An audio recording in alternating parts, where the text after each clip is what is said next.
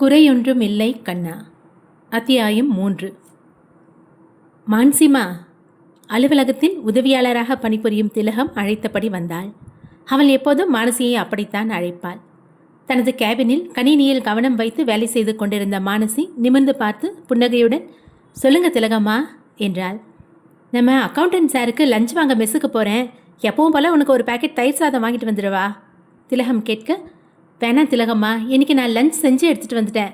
மானசி சொல்ல, ஓ சரிம்மா, 10 நாளாக செய்ய முடியலன்னு மெஸ்ஸில் வாங்கிட்டு வர சொன்னியா, அதான் ஒரு வார்த்தை கேட்டுக்கலான்னு வந்தேன். ஆமாம் திலகம்மா, கிச்சனில் அடுப்புக்கிட்ட தொடர்ந்து 1/2 மணி நேரம் கூட நிற்க முடியல. அப்படியே கஷ்டப்பட்டு நின்று செஞ்சாலும் அதுக்கப்புறம் கிச்சனை சுத்தம் செய்ய, பாத்திரம் கழுவேன்னு வேலை அதிகமாயிட்டே இருக்குது. அதான் காலையில் மட்டும் எதையோ ஒன்று செஞ்சு சாப்பிட்டுட்டு மதியம் வெளியில் வாங்கிட்டு இருந்தேன். ஏற்கனவே சொன்னியேம்மா. ஆமாம் ஆமாம், ஆனால் இன்றைக்கி ஏதோ செய்யணும் போல் தோணுச்சு. கத்திரிக்காய் சாம்பார் வச்சு அவரைக்காய் பொரியல் செஞ்சு எடுத்துகிட்டு வந்துட்டேன். நல்லது மான்சிமா, நான் கடைக்கு போயிட்டு வந்துடுறேன். திலகம் அங்கிருந்து செல்ல அவள் செல்வதையே பார்த்து கொண்டிருந்தாள். திலகத்திற்கு 55 வயது நெருங்கி கொண்டிருக்கிறது. 5 வருடங்களாக இந்த அலுவலகத்தில் வேலை பார்த்து வருகிறாள். பெரிதாக படிப்பறிவு எதுவும் இல்லை. கணவனுடன் சேர்ந்து கட்டிட வேலை பார்த்து கொண்டிருந்த போது வேலை செய்யும் இடத்தில் நடந்த விபத்தில் கணவன் இறந்து போய்விட 12 மற்றும் 8 வயதுகளில் இருந்த தன் 2 மகன்களையும் காப்பாற்றும் முழு பொறுப்பும் அவள் தலையில் விழுந்தது. அரும்பாடுபட்டு இருவரையும் படிக்க வைத்து நல்ல நிலைமைக்கு கொண்டு வந்து அவர்கள் விரும்பியபடியே திருமணமும் செய்து வைத்தாள். இனி தன் பிள்ளைகளின் நிழலில்தான் சற்று இலைப்பாறலாம் என்று நினைத்த போது வந்த 2 மருமகள்களுக்கும் அவளிடம் அவ்வளவாக ஒட்டுதல் இல்லாமல் போனது. இருவரும் அவள் மீது தினம் ஒரு குற்றச்சாட்டை கணவன்மார்களிடம் சொல்ல, மனைவிமாரின் பேச்சை கேட்டுக்கொண்டு 2 மகன்களும் அவளை குற்றவாளி கூண்டில் ஏற்றி தினம் விசாரணை நடத்த ஆரம்பித்தனர். அமைதியாக எல்லாம் சகித்து கொண்டிருந்தவள் ஒரு கட்டத்தில் வெறுத்து போனாள். இனி தனது வாழ்க்கையை தானே பார்த்து கொள்வதாக மகன்களிடம் சொல்லிவிட்டு மீண்டும் தனது பழைய இடத்திற்கே வந்துவிட்டாள். மீண்டும் கட்டட வேலைக்கு செல்லலாமா? 50 தொட்டிருந்த தனது உடல் ஒத்துழைக்குமா என்று யோசித்துக் கொண்டிருந்த பொழுது அவள் தெருவில் டீக்கடை வைத்திருக்கும் ரஹ்மான் பாய் செய்தித்தாளில் இந்த கம்பெனியில் துப்புரவு பணி செய்ய ஆள் வேண்டும் என்று வந்திருந்த விளம்பரத்தை காட்டி போகச் சொல்லி அனுப்பி வைத்தார். தயக்கத்துடன் வந்த அவளுக்கு கடவுளின் கருணையினால் இந்த வேலை கிடைத்தது. ஆரம்ப நாட்களில் அலுவலகத்தில் துப்புரவு பணியை மட்டும் செய்து வந்தவளின் வேலை நேர்த்தியை பார்த்து கம்பெனி அலுவலக உதவியாளர் வேலையையும் அவளையே செய்ய சொன்னது. என்னதான் வேலை நேர்த்தி, கடின உழைப்பு எல்லாம் இருந்தாலும் அவள் கம்பெனி எடுபடிதானே என்ற நினைப்பில் அதிகாரம் செய்யும் அலுவலக ஊழியர்களிடையே வேலைக்கு வந்து சேர்ந்த முதல் நாளே திலகம்மா என்று அழைத்து மரியாதையோடு நடத்தும் மானசியின் மீது அவளுக்கு தனி வாஞ்சை இருந்தது. ஆனால் திலகம் வந்து சேர்ந்த 6 மாதத்திலேயே மானசி தனக்கு வேறு வேலை கிடைத்து விட்டதாகவும் பெங்களூருக்கு செல்ல போவதாகவும் சொல்லி இந்த கம்பெனியிலிருந்து வெளியேறிய போது திலகத்திற்கு சற்று வருத்தமாகத்தான் இருந்தது. இந்த இடைப்பட்ட 4 வருடங்களில் வாழ்வில் பல திருப்பங்களையும் போராட்டங்களையும் சந்தித்த மானசி 3 மாதங்களுக்கு முன்பு மீண்டும் இந்த கம்பெனியிலேயே வேலைக்கு வந்து சேர்ந்தபோது அவள்தான் மிகவும் மகிழ்ந்தாள். மானசியின் வாழ்வில் நடந்தது முழுவதும் திலகத்திற்கு தெரியாது என்றாலும் கர்ப்பவதியான அவள் தனியாக இருக்கிறாள் என்பதும், இந்த சூழலில் அவள் தாய் தந்தை கூட அவளுடன் துணையாக இல்லை என்பது மட்டும் அவளுக்கு தெரியும். அடுத்தவர் அந்தரங்கத்தை துருவும் குணம் இல்லாததால் உரிமையாக பழகினாலும் மானசியிடம் அவள் ஏதும் கேட்டதில்லை. ஆனால் மானசிக்கு பல நேரங்களில் வார்த்தைகளால் ஆறுதல் தருபவளாக இருந்திருக்கிறாள். 4 நாட்கள் முன்பு கூட 6 மாதம் முடிந்து 7ஆம் மாதம் துவங்கிவிட்டதாக அவள் சொன்னபோது 7ஆம் மாதம் வளைகாப்பு செய்ய வேண்டும் என்று சொன்னாள். வளைகாப்பா? போங்க திலகாம்மா, ஏதாவது நடக்கிற விஷயமா சொல்லுங்க என்று மானசி சிரித்து கொண்டே சொல்ல, அப்படியெல்லாம் சொல்லாத மான்சிமா, இதெல்லாம் வெறும் சடங்கு சம்பிரதாயம் கிடையாது. கையில் போடுற கண்ணாடி வளையல் சத்தம் வயிற்றில் இருக்க பிள்ளைக்கு ரொம்ப நல்லதுன்னு சொல்லுவாங்க, அதான் சொன்னேன். திலகம் சொன்னாள். நீங்கள் சொல்கிறது எனக்கு புரியுது திலகம்மா, ஆனால் உதவிக்கு கூட ஆள் இல்லாத எனக்கு யார் இதெல்லாம் செய்ய போகிறா? என்னம்மா இப்படி பொசுக்குன்னு சொல்லிட்ட? உனக்கு நான் செய்கிற மான்சிமா, 2 டஜன் வளையல் வாங்கிட்டு வந்து போடுற அளவுக்கு எனக்கு கடவுள் சக்தியை கொடுத்துருக்காரு. திலகம் சொல்ல மானசி நெகிழ்ந்து கண் கலங்கி அவள் கைகளை பிடித்து கொண்டாள். அட என்னம்மா நீ, வயது புள்ளக்காரி இப்படி கண் கலங்கலாமா? முதல்ல கண்ணை துடை என்று மானசியின் விழிகளை துடைத்து விட்டவள், ஒரு நல்ல நாள் பார்த்து நம்ம ப்ரொடக்ஷன் யூனிட்லேயே உனக்கு வளையல் அடுக்கி ஆஃபீஸில் இருக்க எல்லாருக்கும் மதிய சாப்பாடு கடையில் வாங்கி கொடுத்துட்டா போச்சு, என்ன சொல்கிற? திலகம் கேட்க அவளின் வெள்ளந்தியான அன்பில் மானசிக்கு ஆனந்த கண்ணீர் துளிர்த்தது. எந்த பிரதிபலனும் எதிர்பாராமல் இப்படி அன்பு செலுத்துபவர்களும் இந்த உலகத்தில் இருக்கத்தான் செய்கிறார்கள் என்று யோசித்தபடியே அவள் செல்வதையே பார்த்து கொண்டிருந்த மானசியின் மனதில் தன்னை உடனிருந்து கவனித்துக் கொள்ள இந்த திலகத்தை அழைத்து பார்க்கலாமா என்ற எண்ணம் தோன்ற அன்று மதியம் சாப்பிடும்போது அவளை அழைத்து பேசினாள். சொல்லு மான்சிமா. திலகம் வந்து நிற்க அவளை தன்னிதிரே இருந்த இருக்கையில் அமரச் சொல்லிவிட்டு மானசி பேச ஆரம்பித்தாள். திலகம்மா, நான் ஒரு விஷயம் கேட்டால் நீங்கள் தப்பாக நினச்சிக்க மாட்டீங்களே? தயக்கமாக ஆரம்பிக்க, என்ன விஷயம் மான்சிமா? தயக்கப்படாமல் கேளு. திலகம் கேள்வியாக பார்த்தாள். நான் இன்னும் 4 நாள் தான் ஆஃபீஸ் வருவேன். அதுக்கப்புறம் லீவ் போட போகிறேன். அது தெரியுமேம்மா. ஆனால் 7ஆம் மாதமே லீவ் எடுத்துட்டா புள்ள பிறந்தப்புறம் என்ன பண்ணுவேன்? அப்போ லீவு கிடைக்குமா? எனக்கு வேறு வழி இல்லை திலகம்மா. டாக்டர் ரொம்ப ஸ்ட்ரெயின் பண்ணாமல் பார்த்துக்க சொல்லியிருக்காங்க. என்னோடய ஹெல்த் கண்டிஷனுக்கு குழந்தை முன்னாடியே பிறக்கவும் சான்ஸ் இருக்குன்னு சொல்லியிருக்காங்க. அப்படிங்களா? ஆமாம் திலகம்மா, அதான் இப்போவே லீவ் போடுறேன். மானசி ஏதோ பேச ஆரம்பித்து தயங்கி நிறுத்தினாள். எதுவாக இருந்தாலும் சொல்லு மானசிமா. இந்த நிலைமையில் தனியாக இருக்க வேணான்னு டாக்டர் சொல்கிறாங்க. சரிதானே மானசிமா, உங்கள் அம்மா கிட்ட பேசி பாரேன். அதெல்லாம் வேலைக்காகாது. எங்கள் அப்பா அம்மா பிடிவாதம் பற்றி உங்களுக்கு தெரியாது. அப்போ என்ன பண்ண போகிறேம்மா? இப்போதைக்கு கூட துணைக்கு இருந்து என்னை கவனிச்சுக்க ஒரு ஆளை கேர்டேக்கராக ஏஜென்சிலேருந்து ஏற்பாடு பண்ண சொல்லியிருக்கேன். சரிம்மா. தனியாக இருக்கிறதால புதுசாக ஒரு ஆளை கூட வச்சுக்குவோம் கொஞ்சம் பயமாக தான் இருக்குது. ஆனாலும் வேறு வழி இல்லாததுனால ஏற்பாடு பண்ணிட்டேன். ஆனால் இப்போ ஒன்று தோணுச்சு. சொல்லுமா. கொஞ்ச நாளைக்கு நீங்கள் என் கூட வந்து தங்க முடியுமாம்மா? மானசி தயக்கமாக கேட்க திலகம் எந்த பதிலும் சொல்லாமல் அமைதியாக இருந்தாள். உங்களுக்கு விருப்பம் இல்லைன்னா வேணாம்மா. அவள் அமைதி பார்த்து மானசி சொன்னாள். அதுக்கில்லை மானசிமா, நான் இங்கே வேலைக்கு. திலகம் தயங்க, நீங்கள் எப்பவும் போல் ஆஃபீஸ் வேலைக்கு வரலாம். எனக்கு நாள் முழுக்க கூட இருந்து கவனிச்சுக்க வேணாம். அதுக்கு ஏஜென்சிலேருந்து ஆள் ஏற்பாடு பண்ணிக்கிறேன். என் வீட்டில் ஒரு ஆளாக என் கூட இருக்கணும். அது முடியுமா? அதுக்கு உங்களுக்கு என்ன செய்யணுமோ அதை நான் செஞ்சிடுறேன். மானசி சொன்னாள். ஐயோ மானசிமா, நான் பணத்துக்காக எல்லாம் யோசிக்கலம்மா. திடீர்னு நீ கூப்பிட்டதும் ஆஃபீஸ் வேலையை விட்டுட்டு எப்படி வர்றதுன்னு ஒரு யோசனை வந்துருச்சு. வேற ஒன்றும் இல்லைம்மா. ஒண்டி கட்ட ராத்திரி எங்கே படுத்தா என்ன? தாராளமாக உன் கூட வந்து தங்கிக்கிறேன் மானசிமா. திலகம் சொன்னாள். ரொம்ப தேங்க்ஸ் திலகம்மா. நான் இன்னும் 4 நாள் ஆஃபீஸ் வருவேன். அதுக்கப்புறம் வீட்டில் தான் இருப்பேன். நீங்கள் எப்போ வேணும்னாலும் வரலாம். மானசி சொல்ல தானும் இன்னும் 4 நாட்களில் அவளுடன் வந்து தங்குவதாக திலகம் சொல்ல மானசிக்கு தனக்கு துணையாக இருக்க ஒருவர் கிடைத்து விட்டதில் மனம் நிம்மதியாக இருந்தது. கடவுள் முன்பு கைகூப்பியோ மண்டியிட்டோ மணிக்கணக்காக தொழுவது மட்டும் பிரார்த்தனை அல்ல. ஒருவரின் துன்பம் கண்டு மனம் நெகிழ்ந்து அவர் நன்றாக இருக்க வேண்டும் என்ற உண்மையான கரிசனத்துடன் மனதில் அவரை ஒரு கணம் நினைத்து வாழ்த்தினால் அதுவும் பிரார்த்தனைதான். உண்மையை சொல்லப்போனால் மணிக்கணக்கில் மந்திர உச்சாரணங்கள் சொல்லி செய்யும் பிரார்த்தனையின் பலனை விட சில நொடிகள் மனமுருகி ஒருவரின் நலன் வேண்டி செய்யும் பிரார்த்தனைக்கு பலன் அதிகம். அந்த வகையில் நங்கநல்லூர் ஆஞ்சநேயரிடம் மானசிக்கு துணையாக இரு என்று மதிவாணன் வைத்த பிரார்த்தனைக்கான பலன் அவளுக்கு உடனேயே கிடைக்க ஆரம்பித்திருந்தது. ஆனால் இது எதுவுமே தெரியாமல் காலையில் ஆஞ்சநேயரிடம் மானசியை பற்றிய பொறுப்பை ஒப்படைத்துவிட்ட நிம்மதியுடன் வீட்டிற்கு சென்ற மதிவாணன் சாப்பிட்டு வங்கிக்கு சென்று தனது மேலாளர் பணியினை ஆரம்பித்து சிரத்தையுடன் செய்து கொண்டிருந்தான். தனது முதல் நாள் பணியை செவ்வனே ஆரம்பித்திருந்தான். காலையில் ஒரு சிறு கூட்டம் ஏற்பாடு செய்து பணியாளர்களை கூட்டி அறிமுகம் செய்து கொண்டவன் ஒவ்வொருவரையும் தனியாக அழைத்து வங்கியில் அவரவருக்கு இருக்கும் பொறுப்புகள் குறித்தும் வங்கியின் நிலவரம் குறித்தும் கேட்டு தெரிந்து கொண்டான். வங்கியின் பாதுகாப்பு பெட்டகத்தை பார்வையிட்டவன் அன்று முழுவதும் அந்த கிளையின் செயல்பாடுகளை தெரிந்து கொள்ள கணினி கோப்புகளை ஆராய்ந்தான். அவ்வப்போது ஏற்படும் சந்தேகங்களை அந்தந்த ஊழியர்களை கூப்பிட்டு தெளிவுபடுத்தி கொண்டான். இப்படியாக அன்றைய நாள் முழுவதும் வேறு எதிலும் கவனம் சிதறாமல் வேலை பார்த்தவன் வங்கியிலிருந்து வீட்டிற்கு கிளம்பும் போதே இரவு 8 மணியை நெருங்கியிருந்தது. போக்குவரத்து நெரிசல் காரணமாக பைக்கில் 3.5 கிலோமீட்டர் தூரம் பயணித்து தன் அபார்ட்மெண்ட் வந்து சேர 20 நிமிடங்கள் ஆனது. லிப்டில் 6ஆம் தளத்திற்கு வந்தவன் தனது வீட்டை நோக்கி நடக்கும்போது அவன் பார்வை தானாகவே மானசியின் வீட்டை தழுவி நின்றது. சாத்தியிருந்த அவள் வீட்டில் கதவில் பார்வை படிந்த போது முதல் நாள் அந்த கதவிடுக்கு வழியாக அவளிடம் அறிமுகமாகி பேசியது நினைவுக்கு வந்தது. வீட்டுக்கு வந்திருப்பாளா? மணி 8:30 ஆகப்போகுது. வராமலா இருப்பா? என்ன செஞ்சிட்ருப்பா? சாப்பிட்ருப்பாளா? இல்லை இப்போதான் ஏதாவது சாப்பிட செய்ய ஆரம்பிச்சிருப்பாளா? யோசித்தவனுக்கு தான் இனிதான் இரவு உணவு செய்து சாப்பிட வேண்டும் என்று தோன்றவும் அவளை பற்றி யோசிப்பதை சற்று நிறுத்திவிட்டு வேக நடையில் தனது வீட்டை அடைந்தவன் கதவை திறந்து உள்ளே சென்றான். 15 நிமிடங்களில் உடை மாற்றி கை கால் கழுவி தளர்வாக சோஃபாவில் வந்து அமர அவன் அம்மா அழைத்தாள். சொல்லுங்கம்மா. ஃபோனை ஸ்பீக்கரில் போட்டு டீப்பாயில் வைத்துவிட்டு பேச ஆரம்பித்தான். என்னடா பண்ணிகிட்ருக்க? வீட்டுக்கு வந்துட்டியா? சாப்பிட்டியா? அம்மா அக்கறையாய் தனது கேள்விகளை ஆரம்பித்தாள். வீட்டுக்கு வந்து 20 நிமிஷம் ஆச்சு. இனிமே தான் ஏதாவது டிஃபன் செஞ்சு சாப்பிடணும். மணி 9 போகுதுடா. இனிமேல் எப்போ செஞ்சு எப்போ சாப்பிட போகிற? வரும்போதே வெளியில் சாப்பிட்டு வந்திருக்கலாம்ல. முதல்ல அப்படி தான் நினச்சேன். அப்புறம் வீட்லேயே செஞ்சு சாப்பிட்டுக்கலான்னு தோணுச்சு, வந்துட்டேன். என் ஒருத்தனுக்கு டிஃபன் செய்ய எவ்வளோ நேரம் ஆக போகுது? நேற்றே 3 பாக்கெட் மாவு வாங்கி ஃப்ரிட்ஜில் வச்சுட்டேன். நேற்று மாதிரியே 4 தோசையை சுட்டு சாப்பிட்டுடுவேன். தொட்டுக்க காலையில் செஞ்ச சாம்பார் கொஞ்சம் இருக்குது. சரி, நேரங்காலத்தில் செஞ்சு சாப்பிடு. நீங்களும் அப்பாவும் சாப்பிட்டாச்சா? ஆச்சுடா.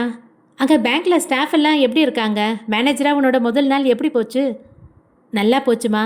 ஸ்டாஃப் எல்லாம் கோஆப்ரேட் பண்ணுறவங்களா தான் தெரியுது. No problem. சரிடா, ரொம்ப சந்தோஷம். அப்புறம் இன்னைக்கு உன் தங்க பானு கூப்பிட்டு ஒரு விஷயம் சொன்னா. என்ன? அவளோட நாத்தனார் சொந்தத்தில் ஒரு பொண்ணு இருக்கான், உனக்கு பார்க்கலாமான்னு கேட்டா. மதிவாணன் அமைதியாக இருந்தான். என்னடா பேச்சே காணோம்? ஒன்றும் இல்லை, சொல்லுங்க. சொந்த ஊர் புதுக்கோட்டையா, பொண்ணு டிகிரி முடிச்சுட்டு சென்னையில் தான் வேலை பார்க்குறாளாம். ஒரு அண்ணன் கல்யாணமாகி குழந்தை இருக்குது. பெருசாக வசதி இல்லாட்டியும் பிக்கல் புடுங்கல் இல்லாத நல்ல குடும்பமா. அண்ணனுக்கு பார்க்கலாமான்னு கேட்டா. பொண்ணு வீட்டில் பேசியாச்சா? பேசிட்டு பொண்ணோட அப்பா அம்மா சரின்னு சொன்னதுனால தான் கேட்குறா. அப்பா என்ன சொல்கிறாரு? இரு, அவர்கிட்டே தரேன். சுசீலா சொன்ன அடுத்த சில நொடிகளில் குமரேசன் இணைப்பில் வந்தார். சொல்லுங்கப்பா. அம்மா விவரம் சொன்னாங்க, நீங்கள் என்ன நினைக்கிறீங்க? பேசி பார்ப்போம். ஒத்து வந்தால் மேற்கொண்டு என்ன பண்ணலான்னு யோசிக்கலான்னு நினைக்கிறேன். நீ என்ன சொல்கிற? எனக்கு சொல்ல ஒன்றும் இல்லைப்பா. பேங்க் மேனேஜர்னு பெருமையாக சொல்லிக்கிட்டாலும் இந்த ஐடி உலகம் வந்ததுலேருந்து பொண்ணுங்களோட எதிர்பார்ப்பு எல்லாமே மாறிப்போச்சு. 5 லட்ச சம்பளம், சொந்த வீடுன்னு செட்டில்ட் லைஃப் மட்டும் இல்லாமல் அல்ட்ரா மாடர்ன் சிட்டி லைஃப் விட்டு வேறு எங்கேயும் வரமாட்டேன்னு சொல்கிறாங்க. இதில் 3 வருஷத்துக்கு ஒரு முறை கம்பல்சரி டிரான்ஸ்ஃபர் ஜாப்னு சொன்னாலே ஓடி போய்ட்றாங்க. நான் என்ன பண்ணட்டும்? புரியுதுடா. ஆனால் இந்த பொண்ணு வீட்டில் எல்லாருக்கும் சம்மதம்தான். பொண்ணுக்கு சம்மதமா? பொண்ணுக்கும் சம்மதம்தான். அதை உன் தங்கச்சிக்கிட்டே கிளியராக கேட்டுட்டேன். அப்படின்னா வர சண்டேவே பொண்ணை போய் நேரில் பார்த்து பேசிடலாமா? அப்பாவிடமிருந்து ஃபோனை வாங்கி அம்மா பேசினாள். அம்மா, எதுக்கு இப்படி அவசரப்படுறீங்க? அவசரமா? உன் வயசுக்கு இந்நேரம் கல்யாணம் பண்ணி 2 குழந்தைக்கு அப்பா ஆயிருக்கணும். நாங்களும் காலத்தில் எங்கள் பேர பிள்ளைங்களை பார்க்க வேணாமா? அதான் பானு குழந்தைங்க இருக்காங்கல்ல, அவங்களும் உங்கள் பேர பசங்க தானே. என்ன இருந்தாலும் உனக்கு பிறக்கிற குழந்தைங்க தானே நம்ம வம்சத்தோட வாரிசாக இருக்க முடியும். சரிம்மா, நான் என்ன கல்யாணம் பண்ணிக்க மாட்டேன் நான் சொன்னேன்? இதுவரை எத்தனை பொண்ணு ஜாதகம் பார்த்துருப்போம், ஒன்றாவது ஓகே சொன்னாங்களா? அதாண்டா நானும் சொல்ல வரேன். இப்போ இவங்க ஓகே சொல்லியிருக்காங்க. இப்போவே சூட்டோட சூட பேசி முடிச்சிடலாம். உனக்கு ஒரு கல்யாணத்தை பண்ணி வச்ச அப்புறம் தானே எனக்கும் உங்கள் அப்பாவுக்கும் நிம்மதியாக இருக்கும். சரிம்மா, பார்க்கலாம். ஆனால் வர சண்டே வேணாம். ஏண்டா? நான் இப்போ தான் இந்த வீட்டுக்கு வந்து கொஞ்சம் கொஞ்சமாக செட்டில் ஆகிட்டுருக்கேன். இன்னும் வீட்டுக்கு தேவையான திங்ஸ் எல்லாம் கொஞ்சம் வாங்க வேண்டியிருக்கு. அரேஞ்ச்மெண்ட்ஸ் வேலை கொஞ்சம் இருக்குது. எல்லாம் இந்த வாரம் சண்டே தான் செய்யலான்னு இருக்கேன். எல்லாம் முடிச்சுட்டு அடுத்த சண்டே வேணால் நீங்கள் சொன்னபடி போய் பார்க்கலாம். சரிடா, நான் பானுக்கிட்ட சொல்லி அவங்க வீட்டுக்கு தகவல் சொல்லிட்டு சொல்கிறேன். சரிம்மா, நான் அப்புறம் பேசுகிறேன். பசிக்குது, தோசை ஊற்ற போகிறேன். சரி போ. சுசீலா சொல்லிவிட்டு ஃபோனை வைத்துவிட ஆழமாக மூச்சை இழுத்து விட்டவன் சமையல் அறைக்கு சென்றான். ஃப்ரிட்ஜிலிருந்து மாவை எடுத்து சமையலறை மேடை மீது வைத்தவன் அடுப்பை பற்ற வைத்து தோசைக்கல்லை வைத்துவிட்டு சமையலறை ஜன்னல் கதவை சிறிது திறந்து வைத்தபோது பக்கத்து வீட்டு ஜன்னலை தன்னிச்சையாக எட்டி பார்த்தான். பக்கத்து வீட்டில் திரைச்சீலைகள் விலக்கி 2 ஜன்னல் கதவுகளும் திறந்திருந்தது. அதை பார்த்ததும் அவன் உதட்டில் ஒரு குறு நகை தோன்றியது. சில வினாடிகள் அவள் வீட்டு ஜன்னலையே பார்த்து கொண்டிருந்தவன் தோசைக்கல் காய்ந்து புகையும் வாசனையும் வரவே ஜன்னலை விட்டு விலகி தோசை வார்க்க ஆரம்பித்தான். 3 தோசைகள் மட்டுமே வார்த்து தட்டில் போட்டு எடுத்து கொண்டவன் அடுப்பை அணைத்துவிட்டு சமையல் அறையிலிருந்து வரும்போது மனம் குறுகுறுக்க மீண்டும் ஒருமுறை பக்கத்து வீட்டு ஜன்னலை எட்டி பார்த்தான். திறந்திருந்த ஜன்னல் கதவுகள் மட்டுமே தெரிந்தது. தன் மனம் என்ன எதிர்பார்க்கிறது என்பது கூட தெளிவாக புரிந்து கொள்ள முடியாமல் ஒரு ஏக்க பெருமூச்சை விட்டவன் சமையலறை ஜன்னல் கதவை சாத்திவிட்டு தோசையை எடுத்துக்கொண்டு ஹாலுக்கு வந்து அமர்ந்து சாப்பிட ஆரம்பித்தான். தனக்கு துணையாக திலகம் வந்து தங்குவதாக சொன்னது மானசியின் மனதில் பெரும் நிம்மதியை தந்திருந்தது. 7 மணிக்கு வீட்டுக்கு வந்தவள் 8 மணிக்கு முன்னரே சாப்பிட்டு படுக்கை அறைக்கு வந்து காற்றுக்காக ஜன்னலை திறந்து வைத்துவிட்டு சிறிது நேரம் அறையிலேயே நடை பயின்றுவிட்டு 8:30 மணிக்கெல்லாம் ஆழ்ந்த உறக்கத்திற்கு சென்றிருந்தாள். அம்மாவின் நிம்மதியான ஆழ்ந்த உறக்கத்தை கலைக்க விரும்பாமல் வயிற்றில் உறங்கிக் கொண்டிருந்த அவள் குழந்தை காலையில் தொடர் அலாரம் அடித்தும் அவள் எழாமல் இருக்கவே உள்ளே சோம்பல் முறித்து எழுந்து அசைந்து அவளை எழுப்பியது. குழந்தையின் அசைவில் ஏற்பட்ட சிலிர்ப்பில் கண் விழித்தவள் ஜன்னல் வழியே தெரிந்த பளிச்சென்ற வெளிச்சத்தை கண்டதுமே விடிந்து வெகுநேரம் ஆகிவிட்டதை உணர்ந்து பதறி பக்கத்தில் இருந்த செல்போனை எடுத்து மணியை பார்க்க 7:10 என்று காட்டியது. போச்சு, இன்னைக்கு ஆஃபீஸ் கரெக்ட் டைமுக்கு போன மாதிரி தான். முனகிக் கொண்டே எழுந்து அமர்ந்தவள் வயிற்றில் கை வைத்து, ஏண்டா செல்லும், எழுப்பினதான் எழுப்பின, 1 மணி நேரம் முன்னாடி எழுப்பியிருக்கூடாதா? இப்போ பாரு, அவதியாக கிளம்பி ஓடணும். அப்படியே ஓடினாலும் கரெக்ட் டைமுக்கு ரீச் ஆக முடியாது. நேற்று காலையில் அந்த அக்கௌண்டன்ட் மணி என்னை பார்த்து ஒரு மாதிரி குரல்ல 2 நாளாக நம்ம ஆஃபீஸ் கடிகாரம் சரியாக தான் ஓடுதான்னு கிண்டலாக பேசினான். அடுத்த நாள் இப்படி லேட் ஆயிடுச்சு பாரு என்றவள் திறந்திருந்த ஜன்னல் வழியே ஃபில்டர் காஃபியின் நறுமணம் காற்றில் கலந்து வந்து நாசியை வருட எழுந்து ஜன்னல் அருகே சென்று நின்றாள். ஜன்னல் கம்பிகளை பிடித்தபடி கண்களை மூடி சுவாசத்தை இழுத்து காற்றில் கலந்து வந்த காஃபியின் நறுமணத்தை நுகர்ந்து அனுபவித்தாள். ஆஹா, இந்த பக்கத்து வீட்டு சார் ரொம்பவே கொடுத்து வச்சவர் தான், இப்படி மணக்க மணக்க காஃபி போடுறாங்களே என்றவள் மீண்டும் வாசனையை நுகர்ந்தாள். செல்லம், இந்த காஃபியோட வாசனையே இவ்வளோ சூப்பராக இருக்கே, குடிச்சா எவ்வளோ நல்லா இருக்கும் இல்லடா? குழந்தையிடம் உற்சாகமாக கேட்டவள் அடுத்த வினாடியே முகத்தை சோகமாக வைத்துக்கொண்டு, ஆனால் அம்மாவை காஃபி டீ எதுவும் குடிக்கக்கூடாதுன்னு டாக்டர் ரொம்ப ஸ்ட்ரிக்டாக சொல்லியிருக்காங்கடா செல்லம், அம்மா ஆசைப்பட்டா கூட குடிக்க முடியாது என்று பாவமாக சொல்லிவிட்டு மீண்டும் ஒருமுறை காஃபியின் நறுமணத்தை ஆழ்ந்து நுகர்ந்தாள். காஃபி குடிக்கக்கூடாதுன்னு தானே சொல்லியிருக்காங்க, காஃபி வாசனையை ஸ்மெல் பண்ணக்கூடாதுன்னு சொல்லலையே என்று சொல்லி சிரித்தவள், என்னடா செல்லம், அம்மா இவ்வளோ காஃபி பைத்தியமான்னு யோசிக்கிறியா? காஃபி பைத்தியம்லாம் இல்லை, ஆனால் உங்கள் பாட்டியோட காஃபிக்கு உங்கள் அம்மா பைத்தியம்தான். தினம் என்னை எழுப்புறதே உங்கள் பாட்டியோட காஃபி வாசனை தான். உங்கள் பாட்டியோட காஃபிக்கு நான் முழு அடிமை தெரியுமா என்றவள் சில வினாடிகள் கண் மூடி அமைதி காத்தாள். அவள் கண்களை திறந்தபோது அவை இரண்டும் கலங்கியிருந்தன. அம்மா கண்ணு கலங்குதேன்னு யோசனை பண்ணுறியா செல்லம்? இந்த காஃபியோட வாசனை ஏனோ உன் பாட்டியை அதிகம் ஞாபகப்படுத்துதுடா குட்டி. அவங்க மடியில் படுத்துக்கணும் போல இருக்குது, அவங்க கையால் விதவிதமாக சமைச்சு போட சொல்லி சாப்பிடணும் போல இருக்குது. ஐ மிஸ் மை அம்மாடா செல்லம் என்று சொல்லும்போதே அவள் குரல் உடைந்து அழ ஆரம்பித்திருந்தாள். சிறு வயதிலிருந்தே மதிவாணனுக்கு சமையல் வேலையில் ஆர்வம் உண்டு. பள்ளி பருவம் முதலே சமையலறையில் அம்மாவுக்கு நிறைய உதவிகள் செய்வான். அம்மா சமைப்பதை வெகு ஆர்வத்தோடு பார்த்து கொண்டிருப்பான். அம்மாவுக்கு உடல்நிலை சரியில்லாத நேரங்களில் தானே வீட்டில் சமையல் செய்யும் பொறுப்பையும் எடுத்துக்கொள்வான். இவன் தங்கை பானுவுக்கு அம்மாவின் சமையலை விட அண்ணனின் சமையல்தான் பிடிக்கும். இவன் சமையல் ருசி தன் தாயை நினைவுபடுத்துவதாக அப்பாவும் சொல்வான். தினம் சமைச்சு போடுற என் சமையலை விட என்னைக்கோ ஒரு நாள் சமைக்கிறவன் சமையல் உங்களுக்கு எல்லாம் ருசியாக இருக்கோ என்று அம்மா முகத்தை தூக்கி வைத்துக் கொள்வது போல நடித்தாலும் அவளுக்கும் தன் பிள்ளை மதிவாணனின் சமையல் என்றால் மிகவும் பிடிக்கும். டேய், ஃப்யூச்சரில் உங்ககிட்ட கைவசம் ஒரு தொழில் இருக்குடா, பிழைப்புக்கு வழி இல்லைனாலும் கரண்டி பிடிச்சி சம்பாதிச்சிடலாம் என்று நண்பர்கள் கிண்டல் செய்வார்கள். ஆனால் மதிவாணன் அதையெல்லாம் பொருட்படுத்தியதே கிடையாது. எனக்கு வீட்டில் சமையல் வேலை செய்ய பிடிச்சிருக்கு, நான் செய்கிறேன். அதுவும் இல்லாமல் நான் என் குடும்பத்துக்கு செய்கிறதுக்கு எதுக்கு வைக்கப்படணும்? ஒருவேளை நீங்கள்லாம் சொல்கிறது போல் நாளைக்கு பிழைப்புக்காக சமையல் வேலை செய்ய வேண்டிய சூழ்நிலை வந்தாலும் அதையே நான் விரும்பி தான் செய்வேன். எந்த வேலையாக இருந்தாலும் அதை விரும்பி ரசித்து செஞ்சால் அதுக்கான பலன் சிறப்பாக இருக்கும் என்று சொல்வான். அம்மாவுக்கும் அப்பாவுக்கும் அவன் தெளிவாக பேசுவது பெருமையாக இருந்தாலும் எங்கே தன் மகன் படிப்பை கோட்டை விட்டு சமையல் வேலைக்கு சென்று விடுவானோ என்ற பயமும் உள்ளுக்குள் இருந்தது. ஆனால் மதிவாணன் அவர்கள் பயந்தது போலெல்லாம் இல்லை. சமையலில் எவ்வளவு ஈடுபாடு இருந்ததோ அதே அளவு படிப்பிலும் அவனுக்கு ஈடுபாடு இருந்தது. பொறியியல் படிப்பில் முதுகலை பட்டத்தை முதலிடத்தில் முடித்து வெளியே வந்தபோது பல பன்னாட்டு நிறுவனங்களில் அவனுக்கு வேலை காத்திருந்தது.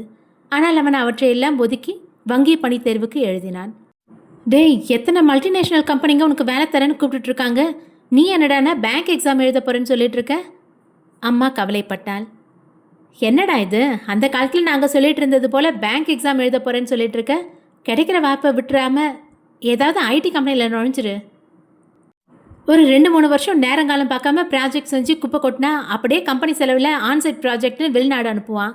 அப்புறம் மெல்ல மெல்ல அங்கேயே க்ரீன் கார்டு வாங்கி செட்டில் ஆகிடலாம். இல்லைனா நாளைக்கு உன் ஃப்ரெண்ட்ஸுங்க எல்லாம் நல்ல பொசிஷனில் இருக்கும்போது நீ மட்டும் கீழே இருப்ப. அப்பா கண்டித்தார். அண்ணா, அது மட்டும் இல்லாமல் இப்போ உள்ள பொண்ணுங்க எல்லாம் செக்யூரிட்டியான ஜாப் இருக்கிற மாப்பிள்ளையை விட ஷார்ட் பீரியடில் நிறைய சம்பாதிக்கிற மாப்பிள்ளை தான் வேணும்னு பிடிவாதம் பண்ணுறாங்க. அப்புறம் கல்யாணமே கேள்விக்குறியாயிடும், ஜாக்கிரதை, தங்கை பயமுறுத்தினாள். ஆனால் மதிவாணன் தனக்கு என்ன வேண்டும் என்பதில் தெளிவாக இருந்தான். மற்றவர்களைப் போல சம்பாதிக்க வேண்டும் என்பதற்காக பரபரப்பாக ஓடும் வாழ்க்கை தனக்கு தேவையில்லை என்று தீர்மானித்தான். என் பையன் ஃபாரின்ல இருக்கான் என்று தன்னை குறித்து அப்பாவும் அம்மாவும் மற்றவர்களிடம் பெருமையுடன் சொல்லிக் கொள்வதை விட அவர்களின் வயது முதிர்வின் போது தான் அருகிலிருந்து பார்த்து கொள்ள வேண்டும் என்று நினைத்தான்.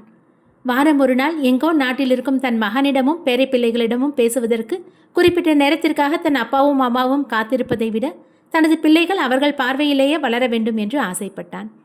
தனது ஆசையில் உறுதியுடன் இருந்தவன் வீட்டினருக்கும் புரிய வைத்தான். ஆர்வமும் சரியான திட்டமிடலும் இருந்ததால் வங்கித் தேர்வை முதல் முறை எழுதிய போதே தேர்வாகினான். முதல் பணி நியமனம் சேலத்தில் போட்டார்கள். இந்த 10 வருடங்களில் 3 இடங்களுக்கு பதவி உயர்வுடன் பணிமாற்றம் செய்யப்பட்டு இப்போது மேலாளர் பதவியுடன் சென்னைக்கு வந்து சேர்ந்திருக்கிறான். அப்பா திருச்சி பெல் நிறுவனத்தில் வேலை பார்த்து கொண்டிருப்பதால் அவன் மட்டும் தனியே இருக்கிறான். அவன் ஆசைப்பட்டது போல நிதானமான வாழ்க்கை, பிடித்த வேலை, ரசித்து வாழ்கிறான். மகன் சந்தோஷமாக இருப்பதில் சுசீலாவுக்கும் குமரேசனுக்கும் சந்தோஷம்தான் என்றாலும் கல்யாண சந்தையை பொறுத்த வரையில் பானு சொன்னதுதான் நடந்தது. வங்கியில் ஆரம்ப நிலையில் அவன் வாங்கிய கால் லகரத்திற்கும் குறைவான சம்பளம் பெண் வீட்டாரை பெரிதாக கவரவில்லை. படிப்படியாக அவன் பதவியும் சம்பளமும் உயர்ந்து லகரத்தை எட்டிய போது பெண் வீட்டாரின் எதிர்பார்ப்பும் அதற்கு நிகராக உயர்ந்து கொண்டே இருந்தது. அப்படியே ஒத்துக்கொள்பவர்களும் 3 வருடங்களுக்கு ஒருமுறை மாற்றலாகும் அவன் வங்கி பணியை விரும்பவில்லை.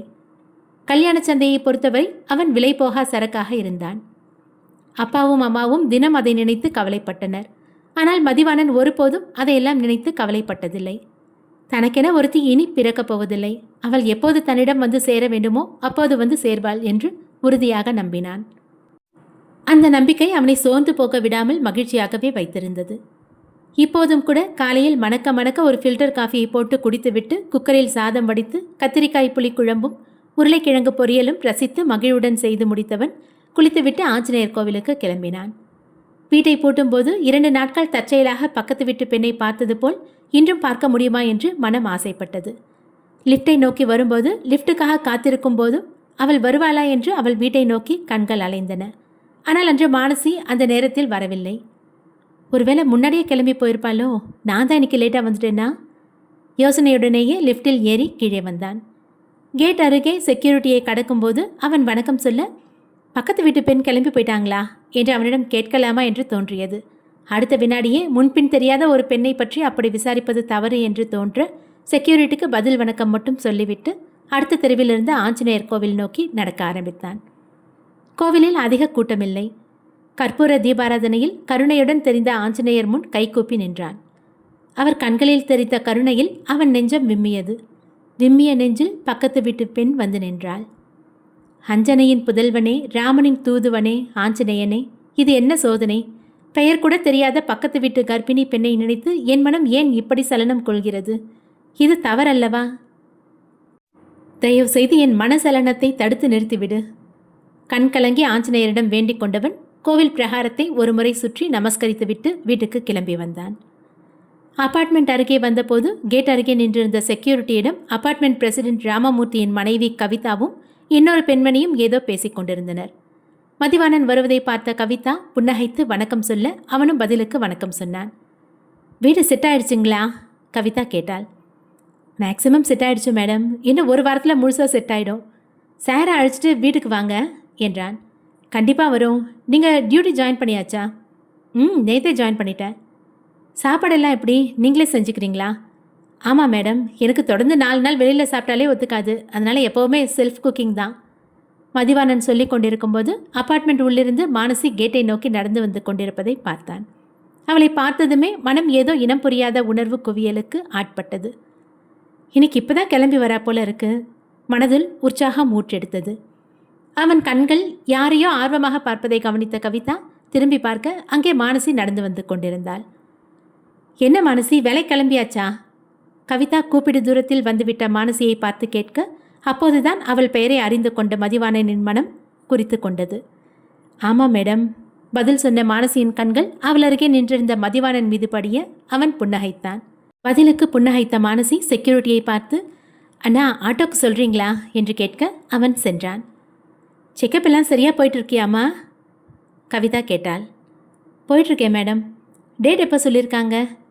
இன்னும் 2 மாதம் இருக்குது சொன்னவள் செக்யூரிட்டி ஆட்டோவுடன் சீக்கிரம் வந்து விடமாட்டானா என்று தவிப்புடன் முகப்பை பார்த்தாள். அப்படியா, டெலிவரி சமயம் அம்மா வந்துடுவாங்களா? கவிதா அடுத்த கேள்வியை கேட்க மானசி தனது ஃபோனை பார்த்தபடியே 1 நிமிஷம் வந்துடுறேன் என்று சொல்லிவிட்டு சற்று விலகிச் சென்றாள். அவளையே கவனித்து கொண்டிருந்த மதிவாணனுக்கு அவள் கவிதாவின் கேள்விக்கு பதில் சொல்வதை தவிர்ப்பது புரிந்தது. ஏன் என்ற கேள்வி உள்ளே வரும்போதே ஆட்டோ வந்துவிட தள்ளி நின்றிருந்த மானசி இவர்களை பார்த்து பொதுவாக தலையசைத்துவிட்டு கிளம்பி சென்றாள். அந்த பொண்ணு உங்களுக்கு தெரிஞ்சவங்களா? மானசி கிளம்பி செல்வதையே பார்த்து கொண்டிருந்தவனை கவிதா கேட்டாள். இல்லை மேடம், மதிவாணன் சொல்ல, உங்களை பார்த்ததான் அந்த பொண்ணு சிரிச்சா, நீங்களும் சிரிச்சிங்க, அதான் கேட்டேன். அது நேற்று அவங்க ஆட்டோ கிடைக்காம நின்றுட்டு இருந்தாங்க, நான் ஆட்டோ பிடிச்சிட்டு வந்தேன், அதான். அப்படியா, ஒருவேளை தெரிஞ்சவங்களா இருந்தால் அந்த பொண்ணை பற்றி உங்ககிட்ட கேட்கலான்னு நினச்சேன். கவிதா சொல்ல மதிவாணன் அவளை புரியாமல் பார்த்தான். தப்பாக எடுத்துக்காதீங்க சார். அந்த வீட்டோட ஹவுஸ் ஓனர் வெளிநாட்டில் இருக்காரு. நம்ம அப்பார்ட்மெண்ட் அக்கௌண்ட்ஸை பார்த்துக்கிற ஆடிட்டர் ரகோத்தமன் சார் சொல்லி இந்த பொண்ணு வாடகைக்கு வந்திருக்காங்க. 3 மாதம் முன்னாடி இங்கே குடி வந்தாங்க. தனியாக இருக்கா, அதுவும் கர்ப்பமாக வேற இருக்கா. காலையில் 8 8:30 கிளம்பி போனால் நைட்டு 7:30 8 தான் வீட்டுக்கு வருவா. வெளியில் வரவே மாட்டா. இதுவரை அவளை பற்றி இங்கே யாருக்குமே எதுவும் தெரியாது. அதான் கவிதா அக்கா கேட்குறாங்க. அருகில் நின்றிருந்த மற்றொரு பெண்மணி நீளமாக பேச, இந்த பெண்களுக்கு தான் அடுத்தவர் விஷயத்தை தெரிஞ்சுக்கிறதுல எத்தனை ஆர்வம் என்று நினைத்த மதிவாணன், எனக்கு அவங்க பேரே இப்போ நீங்கள் சொல்லி தான் தெரியும் என்று சொல்லிவிட்டு அங்கிருந்து நகர்ந்தான். அடுத்த அத்தியாயம் விரைவில். நன்றி.